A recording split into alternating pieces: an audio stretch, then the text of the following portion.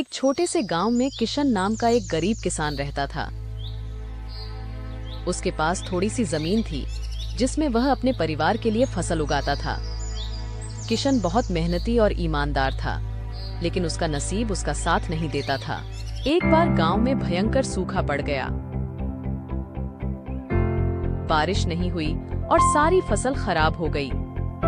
गांव के कई किसानों ने अपनी जमीन बेच दी या उधार लेकर गुजारा करने लगे, लेकिन किशन ने अपनी उम्मीद नहीं छोड़ी।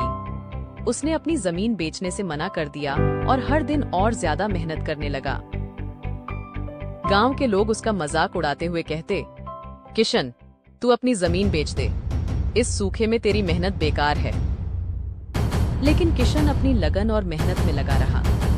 उसने एक पुरानी कुंडली में से एक घरेलू उपाय देखा और अपनी जमीन को बेहतर बनाने के लिए नए तरीके अपनाए। उसने अपनी जान लगाकर अपनी जमीन को पानी से सींचा, घास फूस जमा करके मिट्टी की गुणवत्ता बढ़ाई।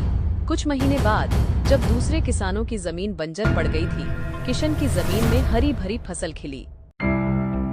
उसके खेत में गेहूं के सुनहरे दाने चमक रहे थे। गांव के लोग यह देखकर हैरान रह गए। उन्होंने पूछा, किशन, यह चमत्कार कैसे हुआ? किशन मुस्कुराते हुए बोला, यह चमत्कार नहीं, यह मेरी मेहनत का फल है। यह कहानी हमें यह सिखाती है कि कड़ी मेहनत और धैर्य से हर मुश्किल को पार किया जा सकता है। किशन का विश्वास और मेहनत उसके लिए सफलता का रास्ता बन गई। तो प्यारे बच्चों, आप सब कहानी से क्या सीखे?